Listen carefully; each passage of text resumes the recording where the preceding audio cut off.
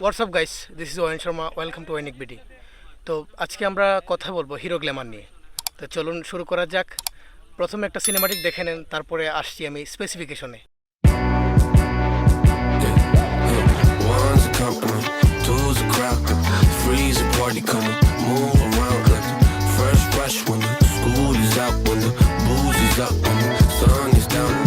Enjoy the ride, cancel pillows in the Chevy. Just like a darling, low hitting heavy. Take your time, let me know when you're ready. Couple months I've been messing with this baby. Hoping for plans tonight. Lost in the afterglow. Oh, girl, your love for me keeps calling me, so I'm calling you. Love, give me like the fire. I long for your company. Oh, girl, your love for me is a part of me, my biology. প্রথমে যদি এটার ইঞ্জিনটা নিয়ে কথা বলি, এটার ইঞ্জিনটা হচ্ছে 125 CC air cooled 4 stroke single cylinder OHC engine, যেটা প্রডিউস করে 9.1 হর্স পাওয়ার 7000 RPM এবং 10.35 newton metre of torque 4000 RPM।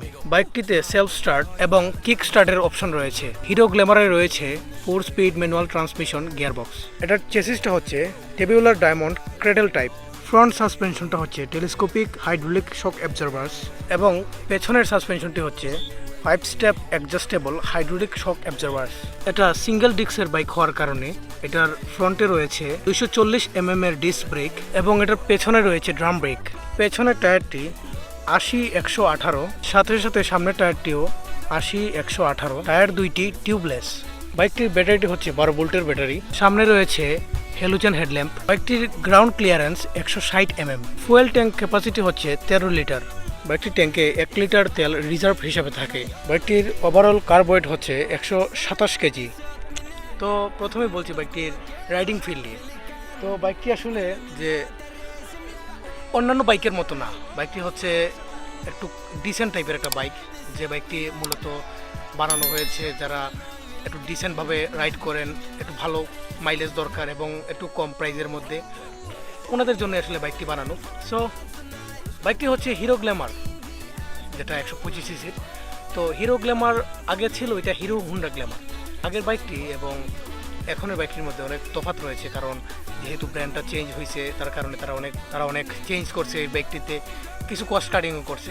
তো আজকে আমরা সব বিষয় নিয়ে আলোচনা করব। বাইকটি রাইড করার সময় ফিল হয় যে বাইকটি অনেক আরামদায়ক এবং কমফোর্টেবল লাগে বাইকটা, কারণ এটার যে হ্যান্ডেলটা রয়েছে, হ্যান্ডেলটা পাইপ অন হ্যান্ডেল বার হওয়ার কারণে এবং সিটিং পজিশনটা এমনভাবে করা হয়েছে যার কারণে বাইকটি আসলে অনেক স্মুথ লাগে চালাইতে এবং জিনিসটা অনেক কমফোর্টেবল লাগে আর কি। ব্রেকিং নিয়ে একটু কথা বলা যাক।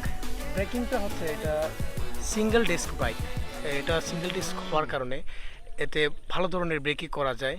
আর পেছনে রয়েছে ড্রাম ব্রেক, যেটা আমার কাছে মনে হয় অনেক এনাফ, কারণ বাইকটা তো অনেক বড় সিসির বাইক না, যার কারণে এই বাইকটা থামানোর জন্য যে ব্রেক দরকার আছে এই ব্রেকই আমার কাছে মনে হয় যে এই বাইকটিতে রয়েছে।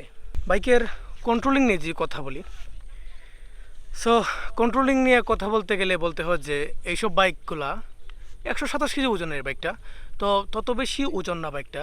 আবার এটা যে কোনো ধরনের রাইডারই চালানোর জন্য যোগ্য। যদি রাইডার অনেক ছোটোখাটো হয়, 5 ফিট 4 ইঞ্চির মতো যদি মানুষ হয় বা তার নিচে যদি একটু একটু হয়ে যায়, এই বাইকটি কন্ট্রোল করতে তেমন একটা প্রবলেম হবে না, কারণ বাইকটির টার্গেটেড কাস্টমার অনেক বড় একটা এজ লেভেলকে টার্গেট করে এই বাইকটা বানানো হয়েছে, যার কারণে যে কোনো ধরনের রাইডারই এই বাইকটি কমফোর্টেবলি চালাতে পারবে।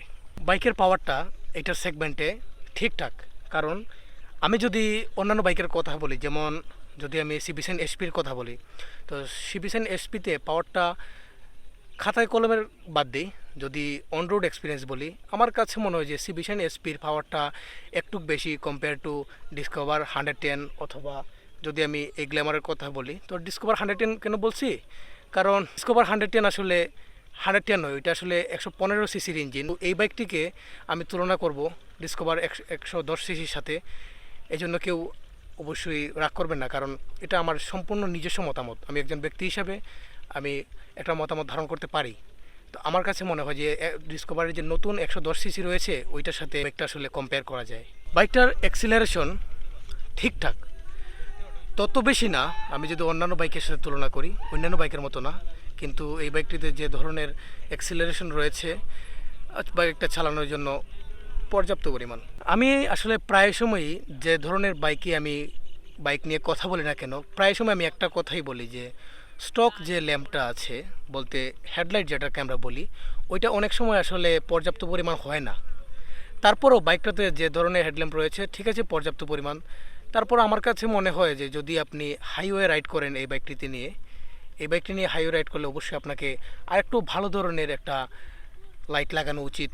বাজারে অনেক আফটার মার্কেট লাইট রয়েছে, ওইগুলো ইনস্টল করলে আসলে আমার মনে হয় ভালো। তবে এটা যে ভালো না তা না, ম্যানাফ, কিন্তু হাইওয়ে রাইডের জন্য আরেকটু ভালো লাইট দরকার।